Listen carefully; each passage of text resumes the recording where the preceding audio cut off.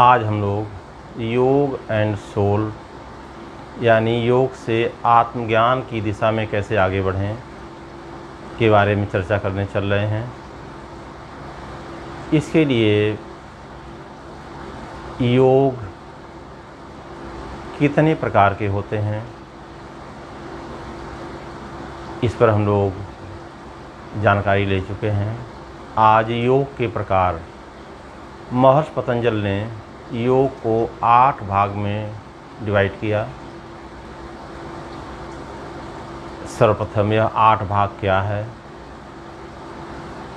यम, नियम, आसन, प्राणायाम, प्रत्याहार, धारणा, ध्यान, समाधि। इसको यदि हम सहजता से क्रमशः स्टेप बाय स्टेप आगे बढ़ें, इसी जीवन में हम संपूर्णता को प्राप्त हो सकते हैं। आत्मज्ञान, सेल्फ रियलाइजेशन, गॉड रियलाइजेशन प्राप्त कर सकते हैं। आज हम लोग योग के पहले प्रकार यम पर चर्चा करेंगे। यम, यमराज मृत्यु के देवता। यदि हम यम का पूरी तरह पालन करें, निर्भय हो जाएंगे, कोई डर नहीं। जीवन में वही व्यक्ति संपूर्णता को प्राप्त होता है जो निर्भय हो गया है। यम को भी 5 भाग में डिवाइड किया गया। अहिंसा, सत्य, अस्तेय, ब्रह्मचर्य, अपरिग्रह।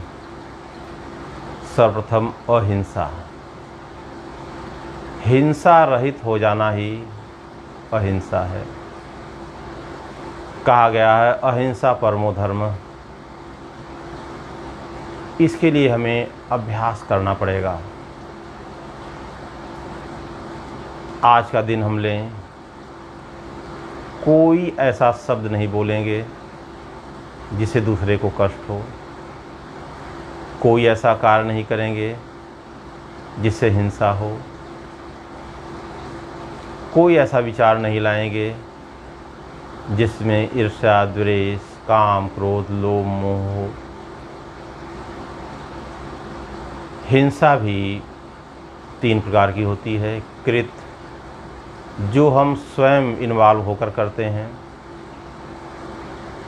किसी कारणवश किसी को शब्द बोलने देना, मारना, पीटना, किसी भी प्रकार से कष्ट देना। कारित, जो हम दूसरे के माध्यम से करवाएं, प्रत्यक्ष हम न शामिल हों लेकिन दूसरे से हिंसा करवाएं।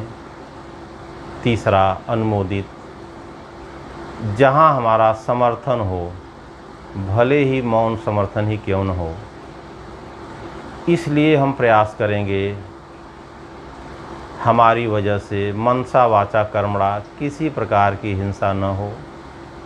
प्रारंभ हम शरीर से करेंगे।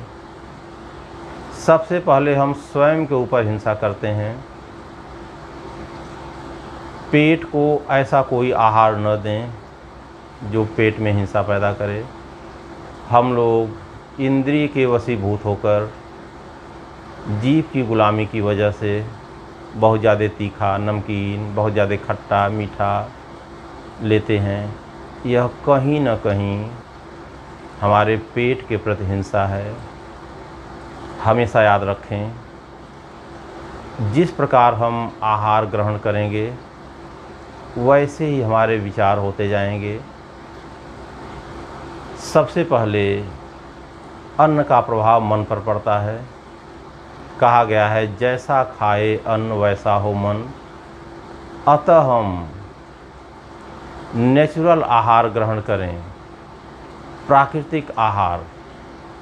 देखेंगे धीरे धीरे शरीर शुद्ध होने लगेगी। हिंसा की वृत्ति से ऊपर उठने लगेंगे।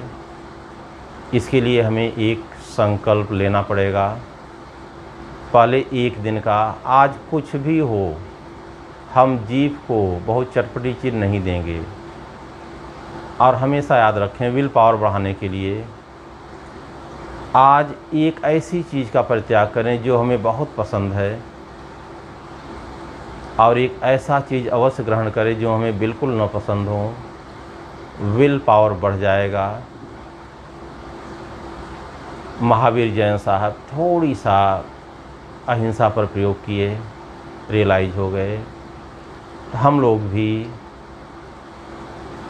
मन से, वचन से, कर्म से पूरी तरह अहिंसक हों। अब हम यम के दूसरे पार्ट पे चलेंगे। सत्य कहा गया है, truth is God, God is truth. सत्य ही भगवान है, भगवान ही सत्य है। ईमानदारी से देखें, हम कितना सत्य के पथ पर चल रहे हैं। कहा गया है, सत्यम वद प्रियम वद, सत्य और प्रिय ही बोलें। कड़वा सच बहुत ही खतरनाक होता है।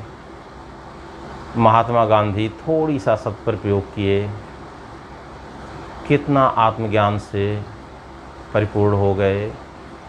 तो हम लोग भी सत्य आहार ग्रहण करेंगे। सत्य आहार क्या है, इसके बारे में थोड़ी सा समझें। जैसे पेड़ पर कोई फल लगा है, उसको तोड़ें, धोए पोंछें, तुरंत ग्रहण कर लें, यह सत्य आहार है। जितना ज़्यादा हम सत्य आहार ग्रहण करेंगे, हमारे अंदर सत्य प्रकट होने लगेगा। और जो भी अभी हम सत्य जानते हैं, उस पथ पर चलें। सत्य के पथ पर चलने के लिए जिस तरह अहिंसा से मुक्त होंगे, उसी तरह सत्य के पथिक बनेंगे। इसके लिए सत्य के प्रयोग का अभ्यास जरूर करेंगे। सोने से पहले थोड़ी देर अपने सबकॉन्शियस माइंड में फीड करें, कल से कुछ भी हो हम झूठ नहीं बोलेंगे, कोई ऐसा कार्य नहीं करेंगे जहां हमें झूठ का सहारा लेना पड़े। धीरे धीरे हमारे अंदर सत्य प्रकट होने लगेगा। सत्य ईश्वर की तरंगे हैं, अहिंसा ईश्वर की तरंगे हैं। हमारे अंदर सत्य का उदय होगा। हम फिर योग से सत्य की तरफ अग्रसर होंगे, सत्य के पथिक बनेंगे। अब हम तीसरा पार्ट लेंगे, अस्तेय। अस्तेय का सिंपल सा अर्थ है, चौर्य वृत्ति से मुक्त हों। चोरी हम करेंगे ही नहीं, लेकिन इतना आसान नहीं है। यदि थोड़ी सा भोजन से हमारा कार्य चल रहा है, शरीर स्वस्थ रह रही है, ज़्यादा आहार ग्रहण कर रहे हैं, हमारी वजह से कोई न कोई भूखा रह जाएगा, हमने चोरी की। यदि 4 सेट कपड़े से काम चल रहा है, ज़्यादा कपड़े रख रहे हैं, कोई न कोई हमारी वजह से निर्वस्त्र रह जाएगा, चोरी कर रहे हैं। यदि हम इतनी सूक्ष्मता से इस पर चिंतन करेंगे, चौर्य वृत्ति से मुक्त होंगे। बिना अनुमति के किसी का भी सामान न उठाएं, न यूज करें। यह भी एक प्रकार की चोरी है। इसके लिए भी हमें दृढ़ संकल्प होना पड़ेगा। प्रभु सद्बुद्धि दें, सद्ज्ञान दें, जीवन पथ पर हम अग्रसर हों, सत्य के पथिक बने। अगला इसका पार्ट है ब्रह्मचर्य। ब्रह्मचर्य का मूल अर्थ है ब्रह्मा के नियम में रहकर आचरण करें। देखिए ब्रह्मा का नियम क्या है, क्रिएशन, प्रतिपल नई नई चीज़ें बन रही हैं। ईश्वरीय नियम में कहीं पुनरावृत्ति नहीं है। हम सब लोग यूनिक हैं।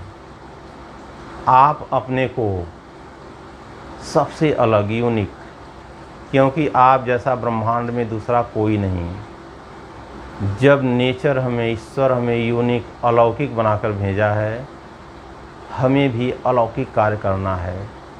इसके लिए अपने अंदर के क्वालिटी को पहचानें। परमपिता परमात्मा हमें सर्वगुण संपन्न करके भेजता है। बीज रूप में हमारे अंदर सब कुछ है। प्रेम, ज्ञान, साहस, धैर्य, क्षमा, दया। अब हमारी योग्यता है, हमारी चेतना है, इसमें से हम किसको डेवलप कर लेते हैं। तो अपने गुणों को पहचानें, उसी गुण को डेवलप करें। देखेंगे, लगेगा हम इसी उद्देश्य के लिए इस पृथ्वी पर आए थे। फिर पूरी तरह ब्रह्मचर्य का पालन होगा। ब्रह्म का अर्थ है शास्त्र, चर्य का अर्थ है चिंतन करना। किसी भी अच्छे ग्रंथ को प्रतिदिन पढ़ें, चिंतन करें और दूसरे को बताएं। ब्रह्म का अर्थ है परमात्मा, चर्य का अर्थ है ध्यान करना, चिंतन करना। चाहे जिस जाति धर्म संप्रदाय के हों, अपने प्रभु का चिंतन करें, ध्यान करें, उसे आत्मा में उतारें। देखेंगे धीरे धीरे हम आत्मज्ञान की दिशा में बढ़ेंगे। ब्रह्म का अर्थ है ओज, चर्य का अर्थ है रक्षक। अपनी ऊर्जा की रक्षा करें, ऊर्जा को निम्नगामी न होने दें। पुरुष हैं तो अपने वीर्य की, स्त्री हैं तो रज की रक्षा करें।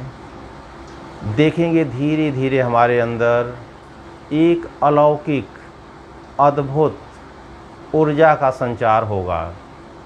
जिस उद्देश्य के लिए हम पृथ्वी पर आए हैं, वह उद्देश्य अवश्य पूरा होगा। पहले लोग जब घोर कलयुग था, कहते थे शादी ब्याह मत करो, बच्चे पैदा मत करो, यही ब्रह्मचर्य है। हम सभी लोग कहाँ से आए?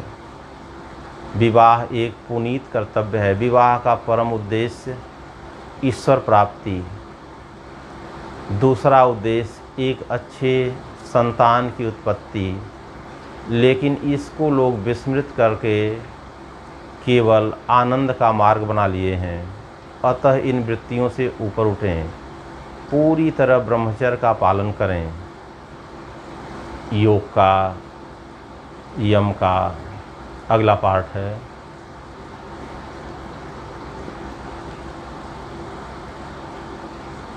अपरिग्रह, परिग्रह की वृत्ति से मुक्त हों। ज़्यादा इकट्ठा ही न करें। कहा गया है पूत सपूत का धन संचय, पूत कपूत का धन संचय। यदि हम बहुत धन एकत्रित किए हैं, अपने बच्चे को संस्कार चरित्र नहीं दिए हैं, वह सब को ध्वस्त कर देगा। यदि हम अपने बच्चे को अच्छा संस्कार दिए हैं, चरित्र दिए हैं, ज्ञान दिए हैं, धन बेशक नहीं इकट्ठा किए हैं, वह जहाँ भी रहेगा सब मैनेज कर लेगा। अतः जितना हमारे पास है उसका पूर्ण आनंद लें। यहाँ अधिकांश लोगों के पास जो है उसका सुख नहीं ले रहे हैं, जो नहीं है उसके पीछे पागल बने हुए हैं। अतः अपरिग्रह, ज़्यादा इकट्ठा ही न करें। सोचें लोग चोरी डकैती क्यों करते हैं? कोई न कोई बहुत ज़्यादा इकट्ठा कर लेता है, तो नेचर किसी के माइंड में भाव डालता है उसके सामान को वहाँ से हटाओ, वह बहुत ज़्यादा इकट्ठा कर लिया है। तो अपरिग्रह का यदि हम पालन करें तो समाज में पूरी तरह बैलेंस बना रहेगा। इसका अभ्यास भी करना अनिवार्य है। रात में सोने से पहले एक बार यम के 5 भाग पर चिंतन करें।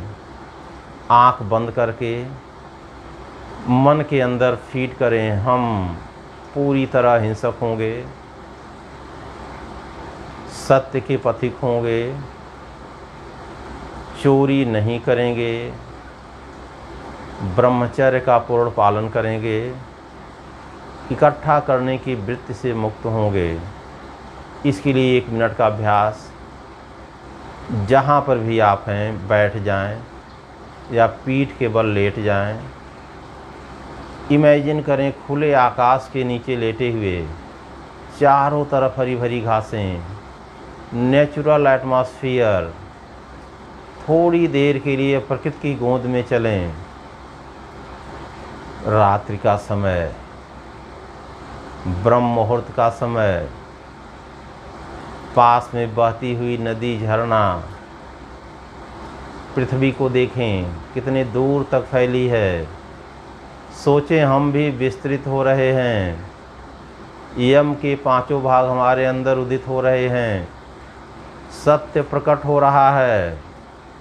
जैसे जैसे सत्य प्रकट होगा हिंसा खत्म हो जाएगी। चोरी की वृत्ति से ऊपर उठ जाएंगे। ब्रह्म के नियम में आ जाएंगे। ब्रह्मचर्य के व्रती हो जाएंगे। संचय की वृत्ति से ऊपर उठ जाएंगे। यह सब अनकॉन्शियस माइंड में फीड कर लें। सुबह उठेंगे, देखेंगे सब कुछ नया नया। पूरा विश्व कितना खूबसूरत लग रहा है। हमारा आज का दिन सर्वश्रेष्ठ होगा। दिन में जब भी मौका मिले इसका अभ्यास करें। इसी के साथ अष्टांग योग का पहला स्टेप यम समाप्त हुआ। हरि ओम।